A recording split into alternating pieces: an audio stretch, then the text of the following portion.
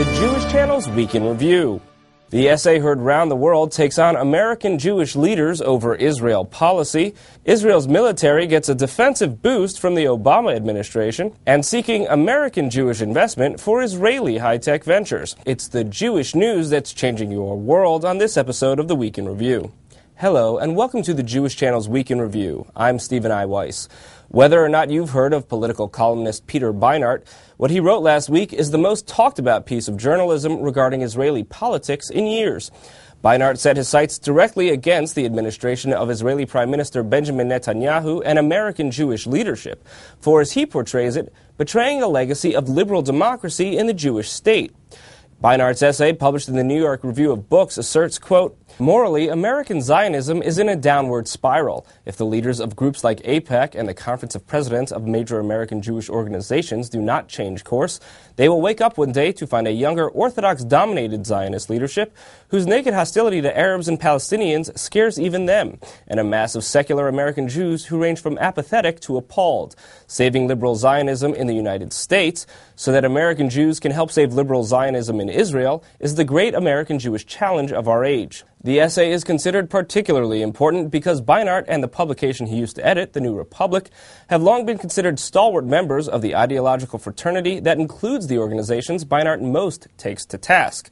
The essay has received some predictable praise from the left and criticism from the right, and most large Jewish institutions and publications are joining the right in their dismissals. Indeed, even The Forward, known for its left-wing editorials, writes, "Beinart's essay is alarmist to a fault and, in our opinion, doesn't take into account the responsibility that Palestinians and the entire Arab world bear in further isolating Israel and sometimes leaving it no choice but to, say, build a security barrier to protect its citizens." The discussions of Beinart's essay continue in great volume online, and we're hoping to bring Beinart into our studio to discuss it personally soon. But when it comes to lobbing rhetorical barbs at Israel, one far-left critic of the Jewish state isn't being given an opportunity to do so. Harvard linguistics professor Noam Chomsky was scheduled to speak at a Palestinian university in the West Bank, but was denied entry by the Israeli government, owing to his statements against Israel and its policies. More than 500 Israeli academics have signed a letter of protest denouncing the decision. And while Israel is using its bureaucratic powers to protect itself from rhetorical attack, it's finding a friend in the United States government for helping it to protect against missile attacks. In addition to the approximately $3 billion in military aid granted annually by the U.S. to Israel, the Obama administration called for and Congress approved an additional $205 million to help Israel establish a missile defense system. Moving to entirely civilian matters of American funding for Israeli technology, the global economic downturn and turmoil in credit markets have left many startups strapped for cash. But one initiative is launching a barnstorming tour to bring American Jewish funding to Israeli startups. Christian Neen reports.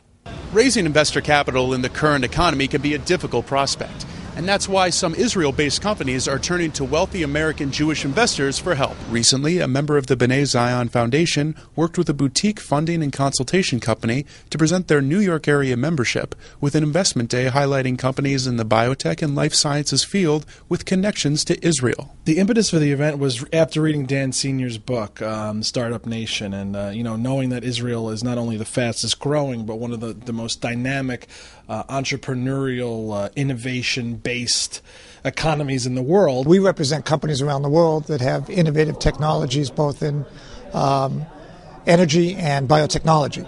And the key is everything has a link back to Israel, be they Israeli citizens, Israeli technology, or technology that can be exported or imported from Israel to the United States. And among those companies present were a few founded in Sweden, but keen to move to Israel to develop their products at intellectual hubs like Bar Ilan University. The Israeli model for the last 10 years has been to take Israeli technology, develop it to a point, and then establish foreign business offices. It hasn't worked that well the other way. Most of the universities in Israel, with the exception of maybe 2 or 3, have their own development programs, and those 2 or 3, of which Bar Ilan is one, are looking to bring in outside development programs and broaden their perspective. One Swedish company looking to move to Israel is Alpha Synthon AB, which markets a biotech product to the agricultural sector as a way of increasing plant photosynthesis and promoting growth, something Yakutan says has a market in Israel.